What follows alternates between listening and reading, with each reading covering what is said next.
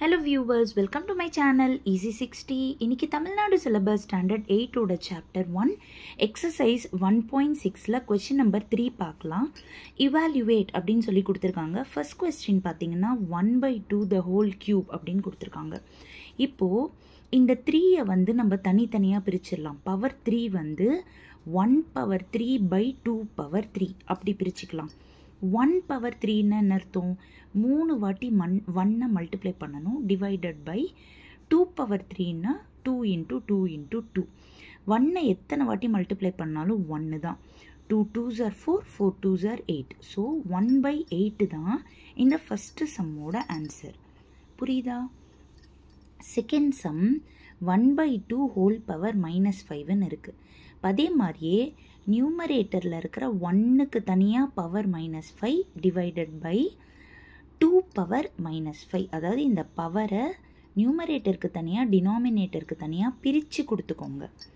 இங்கேயும் 1 நீங்கள் எத்தனை வாட்டி மல்டிப்ளை பண்ணாலும் 1 தான் வரப்போகுது.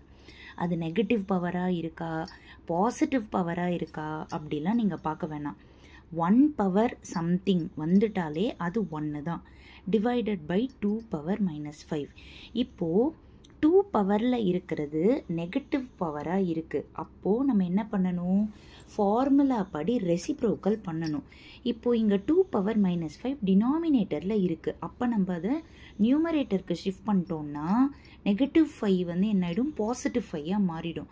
அப்போ வெறும் 2 பவர் 5ன்னு ஆகிடும். 2 பவர் 5னா 5 வாட்டி 2ஐ எள்ளி இன்டூ பண்ணணும்.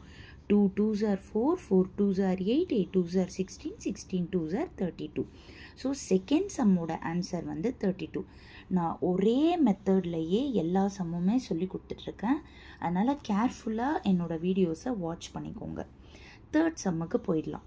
இங்கேயும் ஃபஸ்ட்டு நான் என்ன பண்ணுறேன்னா பவரை மேலே நியூமரேட்டருக்கு தனியாக பவர் -3 டினாமினேட்டருக்கு தனியாக பவர் -3 கொடுத்துருக்கேன்.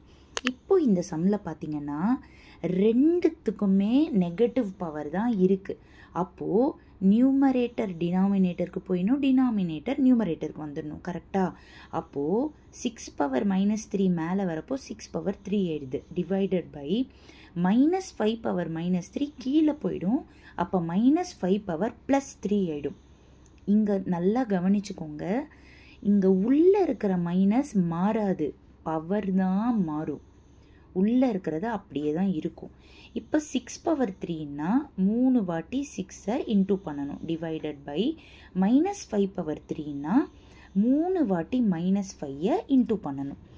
6 6 are 36, 36 into 6 பண்ணிங்கன்னா 216 டிவைடட் பை முதல்ல சைனை மல்டிப்ளை பண்ணுங்க. Minus into minus plus, plus into minus minus. இப்போது மைனஸ் டினாமினேட்டரில் தான் இருக்குது. ஆனால் கூட ஒரு ஃப்ராக்ஷனுக்கு டினாமினேட்டரில் மைனஸ் சைன் கொடுக்கக்கூடாது. சென்டராக எழுதிடணும், இல்லைனா நியூமரேட்டருக்கு எழுதிடணும். ஸோ -216 டிவைடட் பை இந்த 5ஐ 3 வாட்டி இன்டூ பண்ணுங்கள். 5 5s are 25, 25 into 5 வந்து 125. புரியுதா? ஸோ இந்த சம்மில் ரெண்டுமே ரெசிப்ரோக்கல் ஆகுது. கேர்ஃபுல்லாக என்னோடய வீடியோவை பார்த்துக்கோங்க. இப்போது ஃபோர்த்து சம்முக்கு போயிடலாம். இப்போது 2 பவர் -5 இன்டூ 2 பவர் 7 இது டிவைட் சொன்னனால பை போட்டு 2 பவர் -2ன்னு எழுதியிருக்கேன். இப்போது இது பேஸ் சேமாக இருந்து மல்டிப்ளை பண்ணணுன்னா ஃபார்முலா உங்களுக்கு தெரியும் இல்லையா? a power m into a power n is equal to a power m plus n. அதாவது அந்த ஃபார்முலாவை நீங்கள் எப்படி புரிஞ்சிக்கணுன்னா பேஸை எழுதிடணும், பவரை ஆட் பண்ணிடணும்.